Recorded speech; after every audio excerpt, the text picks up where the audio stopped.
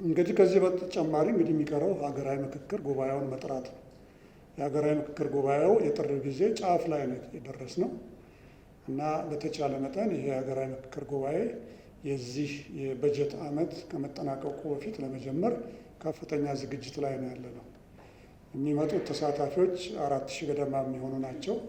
እነኚህ 4000 የጉባኤው ተሳታፊዎች 500 ላይ ተከፋፍለው በ8 ቴማቲክ ኤሪያዎች ላይ የሚመክሩ ናቸው። ይሄ ትልቅ ስራና ኃላፊነት ነው። እነኚህ 500 የሚሆኑ የሚመክሩ ቡድኖች ጉባኤዎች 8 ጉባኤዎች በተዋረድ ደግሞ እነሱ 250 50 ወይም 50 250 እያሉ እስከ 500 ድረስ በሚሄድ ሂደት የሚመክሩና የምክር ሀሳብ ደረጃ ድረስ የሚደርሱ ይሆናል። ይህን ዝርዝሩን ነገር በደንብ ካለቀለት በኋላ የኢትዮጵያ ሕዝብ ወይም ሕዝቦች በሚገባ በግልጽ የምናስረዳው ይሆናል። የመጨረሻው ስራችን መመካከርና መግባባት ላይ መድረስ ነው። መግባባት ላይ ደግሞ በማንደርስባቸው ነገሮች እንዴት ነው ከና ለመግባባታችን የምንሄደው የሚለውም የራሱ የሆነ ሂደት አለው። አሊያም ደግሞ መግባባት ላይ ያልተደረሰባቸው ምክር ሀሳቦች ወደ ህዝባችን ይወጡና ህዝባችን እንዲወስንባቸው ይደረጋል። ይህን ዝርዝሩን ነገር በሚገባ ሪፋይንድ የሆነውን ለህዝባችን በየደረጃው የምናሳውቀው ይሆናል። መግባባት ላይ የተደረሰባቸው ምክር ሀሳቦች ወደሚመለከታቸው ይሄዳሉ። ወደ 3ቱም የመንግስት ዊንጎች ወይም ክንፎች ይላካሉ። ምን ማለት ነው? ይሄ ኮንስቲትዩሽን ህጉን ከሆነ ወደ ህግ አውጪው፣ ተግባራዊ ላይ ችግር ካለበት ወደ ህግ ተርጓሚው፣ ወይም የአፈጻጸም ችግር ካለበት ወደ አስፈጻሚው ይሄዳል ማለት ነው። ይሄ ማለት ግን ባለድርሻ አካል መንግስት ብቻ ነው ማለት አይደለም። ስራዎች መሰራታቸውን መፈጸማቸውን ተከታትሎ የማሳወቅ ደግሞ ብሔራዊ ምክክር ኮሚሽኑ ኃላፊነት አለበት። ምክንያቱም መንግስት የተላከለትን የሚፈጽም ከሆነ እየፈጸመ ነው። አልፈጽምም ካለ እስካሁን ድረስ በቀደም ክቡር ጠቅላይ ሚኒስትሩ እንደሰማችኋቸው በእኛ የመንግስት ዘመን ለሚቀርቡልን ምክር ሀሳቦች ተግብረን ለማሳየት ዝግጁ ነን ብለው ለህዝባቸው በዳግመኛ ጊዜ ይሁንታውን ሰጥተዋል። ይህ ትልቅ ኃላፊነት ነው። ስለዚህ ብዙዎቹ ይተረጎማሉ በወቅቱ ብዬ ተስፋ አደርጋለሁ እና ክትትሉ እዛ ድረስ የሚቀጥል ነው። የሀገራዊ ምክክር ይጀመራል እንጂ መቼ እንደሚያልቅ የሚናገር ሰው የለም። ግን ቢያንስ እንጀምረዋለን።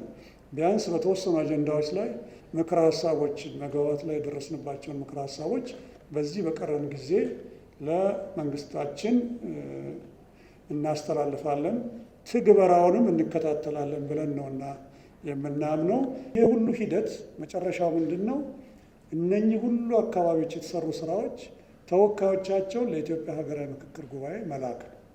130 ሚሊዮን ወይም 120 ሚሊዮን ይባል የኢትዮጵያ ህዝቦች የሚነጋገሩት በተወካዮቻቸው አማካኝነት ነው። የኢትዮጵያ መንግስት እኮ አሁን ያለው የዚህን ሁሉ ህዝብ የወከሉት 547 የፓርላማ የህዝብ ተወካዮች ምክር ቤት ተወካዮች ናቸው።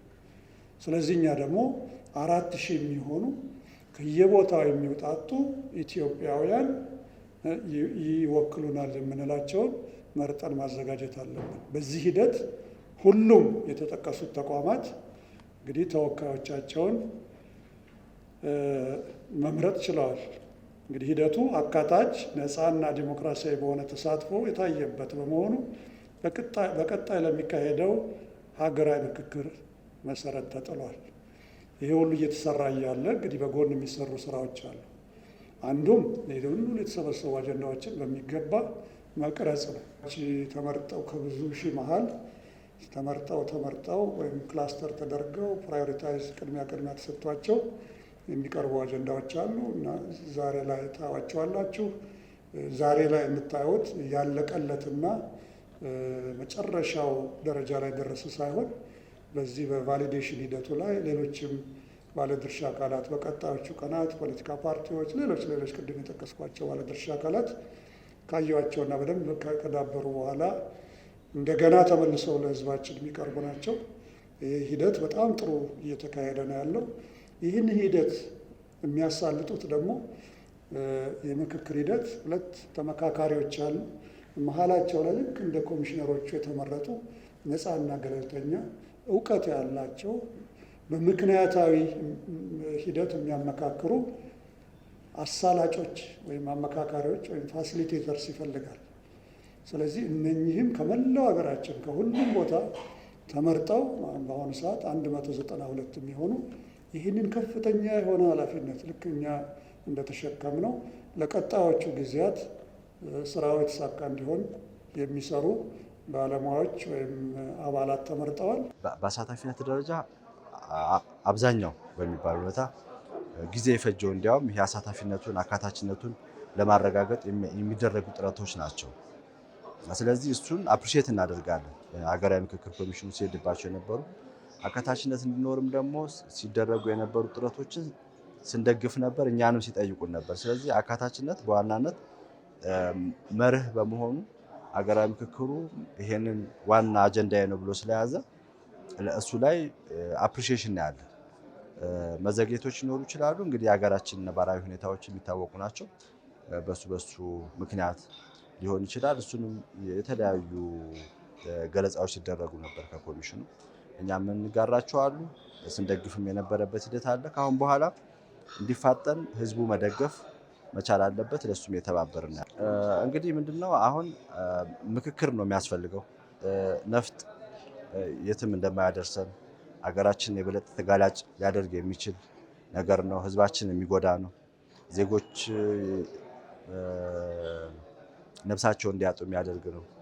ወጣት ዜጎች ብዙ የተሰራባቸው ብዙ የተለፋባቸው ዜጎች እንዲሞቱ ከማድረግ የዘለለ ሚና አይኖርም።